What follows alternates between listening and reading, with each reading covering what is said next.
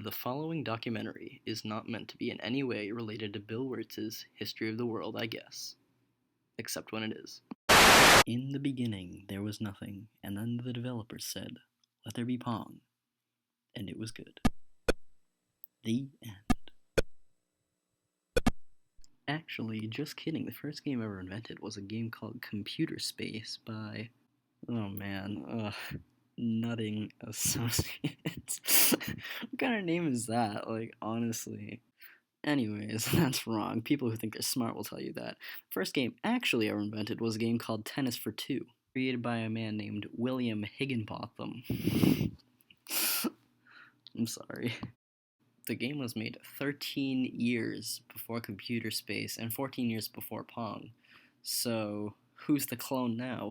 The next major thing that happened was Mattel making the Intellivision, which was, cool, I guess. Then Sega came on the scene, you know, like those Sonic people. Like, gotta go fast, dude.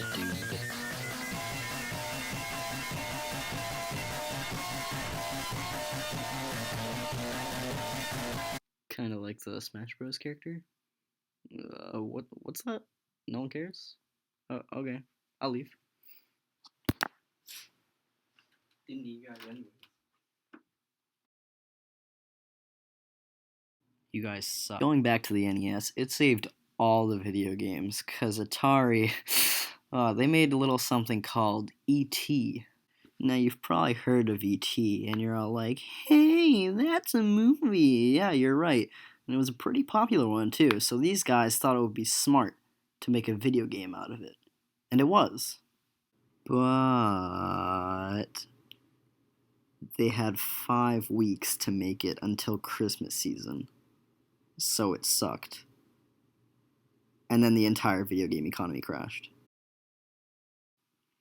The game was literally so bad that they had to bury the cartridges. Great job, guys. Great job.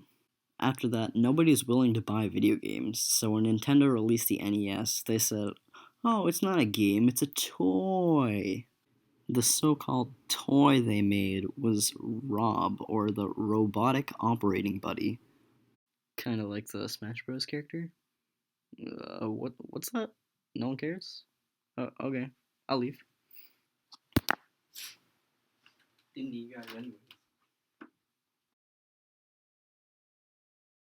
You guys suck. So yay, Nintendo saved video games. At this point, what has started is something known as the Console Wars, in which Nintendo and Sega start releasing consoles against each other. After Nintendo released what is known by most as the worst console ever, aka the Virtual Boy, Sony comes in and releases the PlayStation. This is also right around when everybody's favorite first-person shooter, Call of Duty, came out. Then Microsoft decides to join in on the fun and releases the Xbox. Then Nintendo decides that the video game economy needs some innovation, and they release the Wii. This one was a hit with all the families for its motion controls and its breaking TVs. All around me are familiar faces. Nowadays, you have game franchises that have over 20 games in them, and the hype for new ones is greater than ever.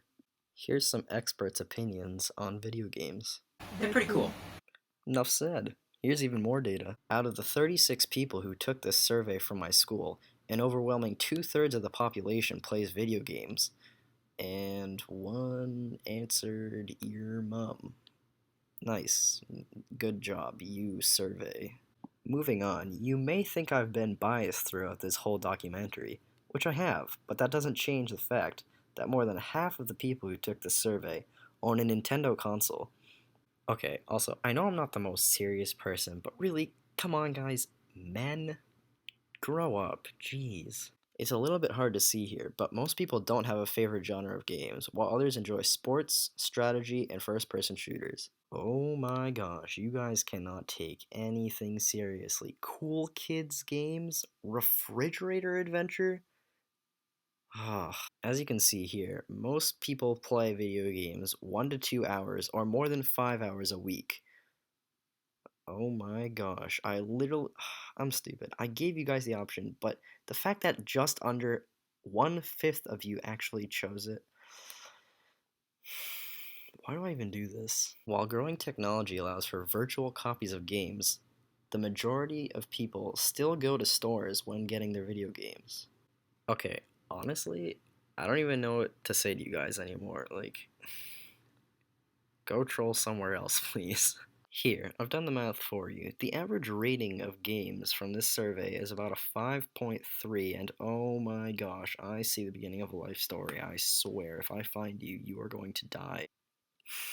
Okay, now that I finally got through that, nowadays there's lots of video game communities. There's the competitive scene, the speedrunning community, filthy casuals, YouTubers, the list goes on. So, yeah, we're back to present day, I guess. E3 happened a couple days ago. That's cool, I guess. Thanks for watching.